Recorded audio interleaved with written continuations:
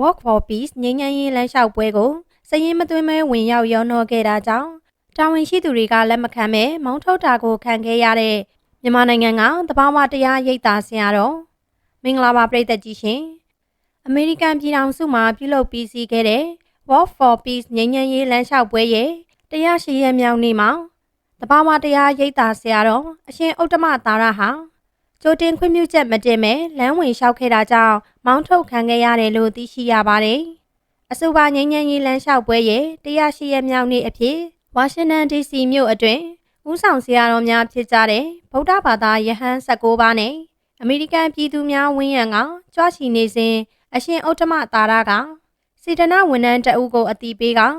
လျှောက်အဖွဲ့အတွင်းသို့ဝင်ရောက်ပူးပေါင်းခဲ့တာဖြစ်ပါတယ်။ဒါပေမဲ့၎င်းဝင်ရောက်လာပြီးနောက်9မိနစ်ခန့်အကြာမှာတာဝန်ရှိသူတွေမှ၎င်းအားအဖွဲ့အတွင်းမှမောင်းထုတ်ခဲ့တာကို Walk for Peace ရဲ့ဓာတ်ရိုက်ထုတ်လွှင့်မှုအစီအစဉ်မှာမြင်တွေ့ခဲ့ကြရတာလည်းဖြစ်ပါတယ်။လုံခြုံရေးအရာကြိုတင်ခွင့်ပြုချက်တင်ပြီးမှဝင်လျှောက်လို့ရပါတယ်။ညီတိတန်ကတီလာရှင်မဆိုပါဝင်လို့ရတယ်ဆိုပေမဲ့ Register သွင်းရပါတယ်။အခုကစည်ရင်းမတင်မဲဝင်လာလို့လုံခြုံရေးအရာပါဝင်ခွင့်မပြုတာပါဟုဆိုက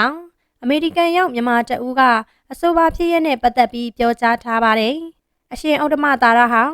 တက်ဆတ်ပြည်နယ်ကစတင်ခဲ့တဲ့ Walk for Peace ခရီးစဉ်ရဲ့အဆုံးသတ်ဖြစ်သောဝါရှင်တန် DC မြို့သို့ရောက်ရှိချိန်မှသာပါဝင်ရန်စ조사ခဲ့တာဖြစ်ပြီးမြန်မာပြည်သူများက၎င်းရဲ့လုပ်ရက်အပေါ်လူမှုကွန်ရက်ပေါ်မှာဝေဖန်လောင်ပြောင်နေကြတာကိုလည်းမြင်တွေ့ရပါတယ်။ဒီဘုန်းကြီးကတော်တော်မျက်နှာပြောင်တိုက်တာပါခြင်းရင်ဟိုးအစတက်ဆတ်ကစထွက်ကလေးကပါပေါ့အခုကဝါရှင်တန်ရောက်မှရုတ်တီကြီးနဲ့ဝင်လာတာတော်တော်နှမ်းဖြူကောင်းတဲ့ဘုန်းကြီးဒီလိုဘုန်းကြီးတွေကြောင့်မြန်မာပြည်ဗုဒ္ဓဘာသာဟာတိတ်ခါကြနေရတာဟုဆိုက